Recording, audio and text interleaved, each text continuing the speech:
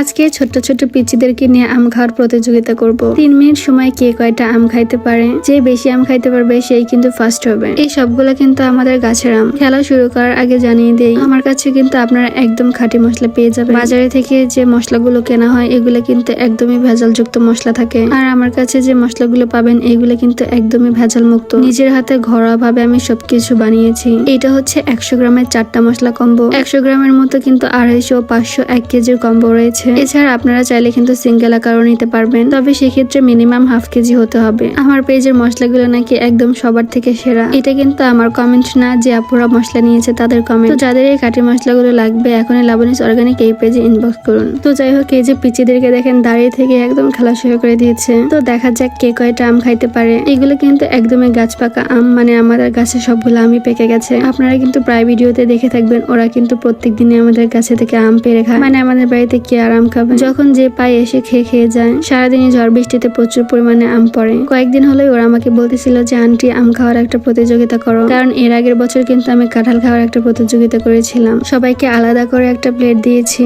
আম খাওয়া শেষে এর ভিতরে আটিগুলো রেখে দিবে, আর যারা আমের আটি বেশি থাকবে, মানে যে আম বেশি খাবে সেই কিন্তু হবে আজকের উইনার। 3 মিনিটের ভিতরে অলরেডি 1 মিনিট চলে গেছে।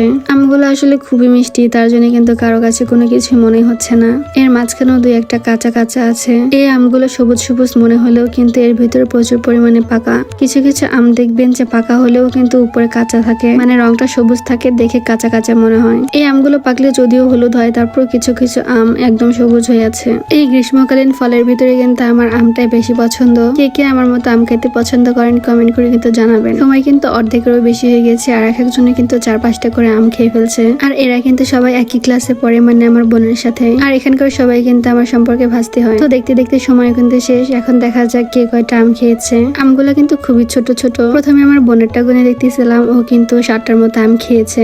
আমার গণনা করার আগে কিন্তু ওরা আগে থেকে গণনা করে রেখে দিয়েছে যে কে ফার্স্ট হয়েছে। এর আগের বছরে যে ফার্স্ট হয়েছিল এবারও কিন্তু সেই হয়েছে। এই যে একে দেখেন কয়টা আম খেয়েছে।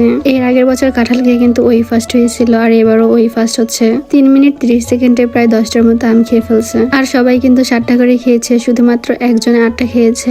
আর যে ফার্স্ট হয়েছে সে খাইছে 10টার মতো আম। যদিও প্রতিযোগিতার জন্য সেরকম ভাবে আয়োজন করা হয়নি, খুবই সিম্পল একটা প্রতিযোগিতার আয়োজন করেছিলাম, কিন্তু সবাইকে খুশি করার জন্য দোকানে থেকে কিছু জিনিস কিনে নিয়ে এসেছি। যে ফার্স্ট হয়েছে তাকে পটেটো চিপস দিয়েছি, আর সেকেন্ড থার্ড মানে সবাইকে এই মামা ওয়েফারটা দিয়ে দিচ্ছি। যদিও এটা মামা ওয়েফার না, ইলু বিলু বলে এটাকে, কিন্তু খাইতে তো সেমই লাগে। যাই হোক, সবাইকে দেখেন কত পরিমাণে খুশি হয়ে গেছে। বাচ্চাদের এই খুশিগুলো দেখলে কিন্তু নিজেরও অনেক বেশি ভালো লাগে। সামান্য একটা উপহার পেয়ে সবাই কত খুশি হয়ে গেছে, আলহামদুলিল্লাহ। ভিডিওটা ভালো লেগে থাকলে বেশি বেশি করে শেয়ার করে দিবেন, যেন ওদেরকে নিয়ে পরবর্তীতে আবার কোনো প্রতিযোগিতার আয়োজন করতে পারি আর ওদেরকে এভাবে খুশি করতে পারি। তো যাই হোক, ভালো থাকবেন সবাই, আল্লাহ হাফেজ।